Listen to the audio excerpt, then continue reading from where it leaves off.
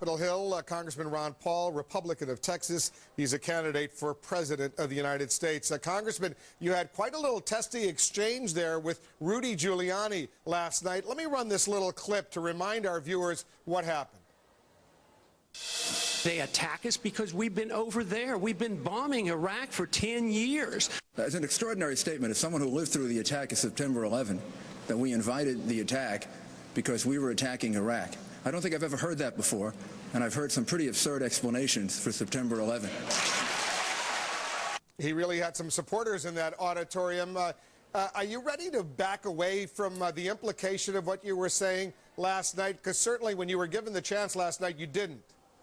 No, there's no reason to. I think he's going to have to back away from his statement pretty soon, because I found two very clear quotes in the 9/11 Commission report that says that very thing, that our foreign policy has a very great deal to do with their willingness and desire to commit suicide terrorism. So I would suggest that he read the 9/11 Commission report. Well, but the impression that I got from what you were saying is that the U.S. Monitoring of the no-fly zones in Iraq for 10 years before the war, that was responsible for Al-Qaeda coming to the United States and blowing up the World Trade Center? No, I said that was part of it. And part of it was the fact that we had troops in Saudi Arabia, which is considered Holy Land. And this is backed up by the 9/11 Commission report. So I think he needs to read that, because that's policy. The CIA does not deny this. This is what they found when they went into deep investigation. So here he is, mayor of the city, and brags about all this security, and he hasn't even read the report. So I think he needs to read that report. But you were saying specifically that the U.S. had been bombing Iraq for 10 years. You didn't mention the Saudi Arabian element last night. Well, in 30 seconds, sometimes you don't get to do a full explanation, but that's what the case has been.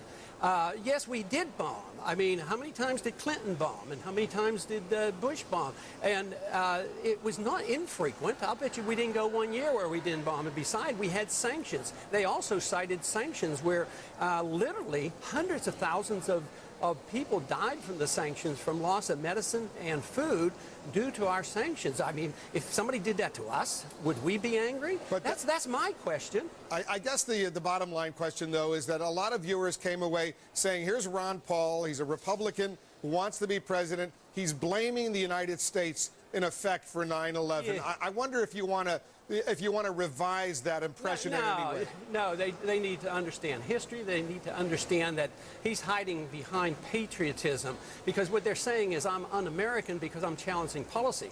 I'm an American because I have a right and an obligation to challenge policy.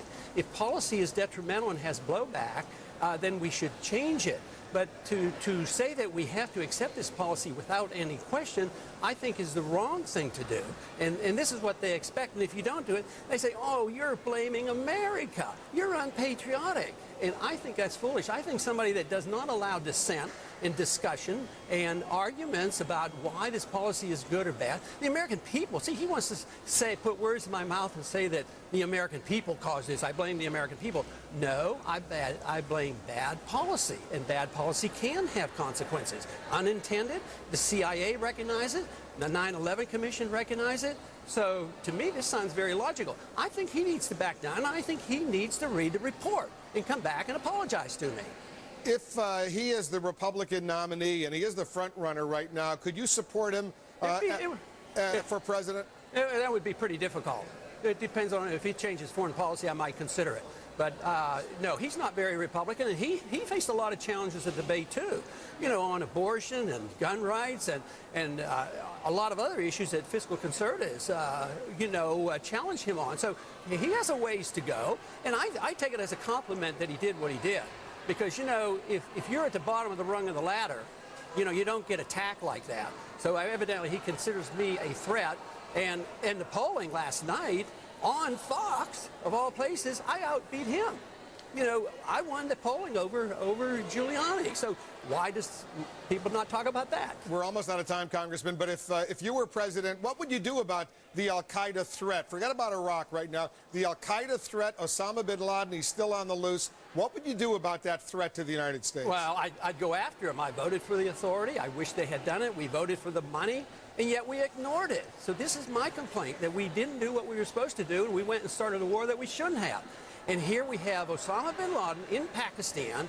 They have a nuclear weapon. They have a military dictatorship. They overthrew an elected government. And what do we do when they get nuclear weapons? Not following the NPT treaty? We reward them. We give them money. So I'm saying don't reward people who get nuclear weapons, and then they'll want to get them. That's why Saddam Hussein pretended he had one, because he thought if he had one, maybe we'd leave him alone. So it's natural for people like Iran, the leadership in Iran, to want to get a nuclear weapon because we respect people that have power, and we disrespect people that we think we can run over them and run roughshod over their countries, invade them preemptively, and change their regime. I think it's a bad foreign policy. It's not Republican, it's not conservative, and it's not constitutional. Congressman Paul, thanks very much for joining us here in the Situation Room. Thank you, Wolf. I think you're going to have a long wait if you really expect Rudy Giuliani to apologize to you for that last Well, ask him, please. All right, with next time I interview him, I'll ask him. Thanks, Congressman. Okay. And don't forget, we're gearing up